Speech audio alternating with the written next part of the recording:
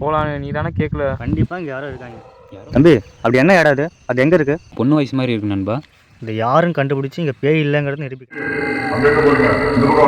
இது கண்டிப்பாக பேய் சத்தம் தான். நான் இதுக்கு மேலே இங்கே இருந்தால் உசுறு பேர் நான் வாங்கினா போ.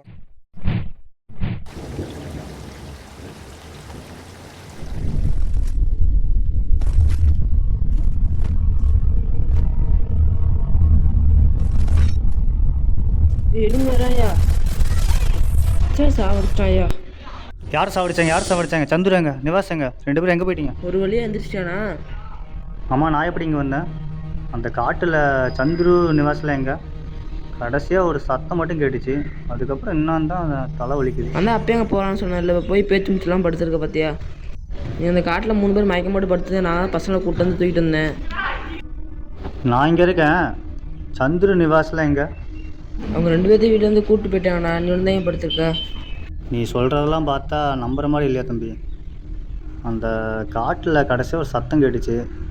அதுக்கப்புறம் என்ன நடந்துச்சுன்னு தான் தெரியவே மாட்டேங்குது. அது பயங்கரமான காடு. நாங்கள் பேய் பிசாஸில் இருக்குண்ணா.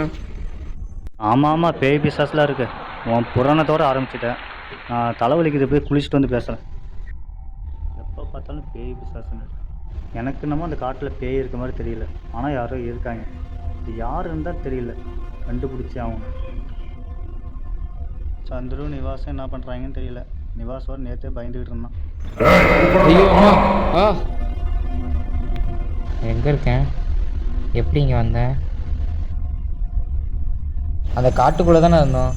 எப்படி இங்கே வந்தோம்? என்ன நடக்குதுன்னு ஒன்றும் புரியல.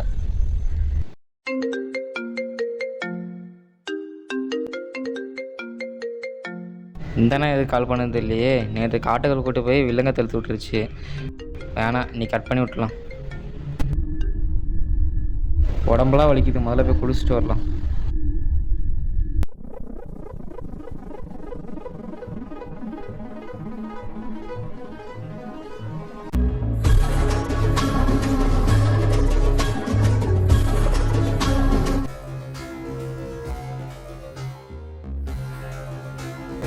இந்த நிவாஸோட எங்கே போனான்னு தெரியல. ஃபோன் போட்டு எடுக்க மாட்டேறான். கண்ணில் மாட்டாமலே போயிடலாம்.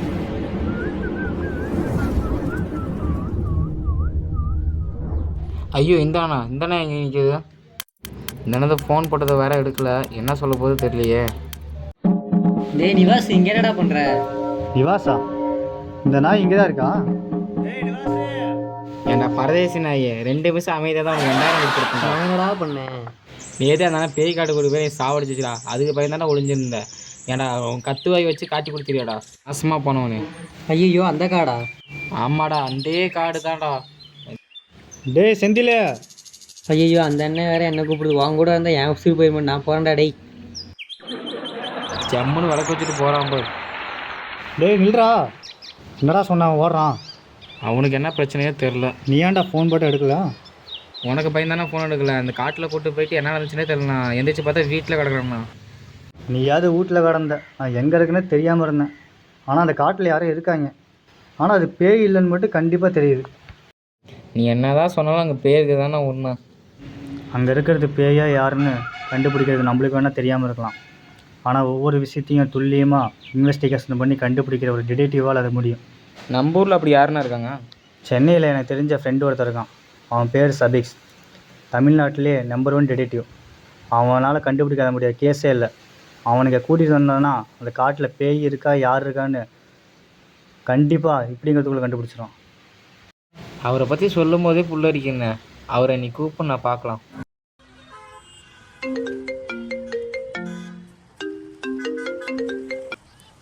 ஹலோ, சொல்கிறா.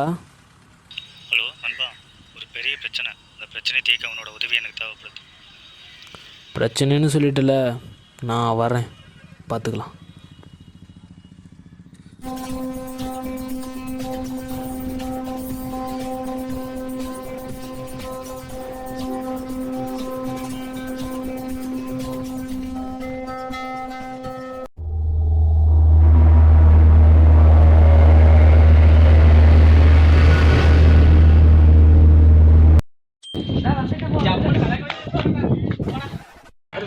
யாருன்னா அவரை பார்க்கணும் எனக்கு அப்படியே தோணுண்ணா. நம்பர் வண்டி கேட்டா நம்பர் வண்டி கேட்டா அவர் பார்த்து எனக்கே தோணுது நான் வர சொல்கிறேன்.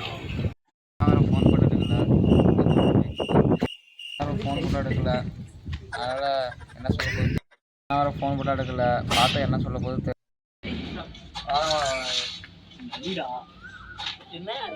ஐயோ பரமா நடி பரமா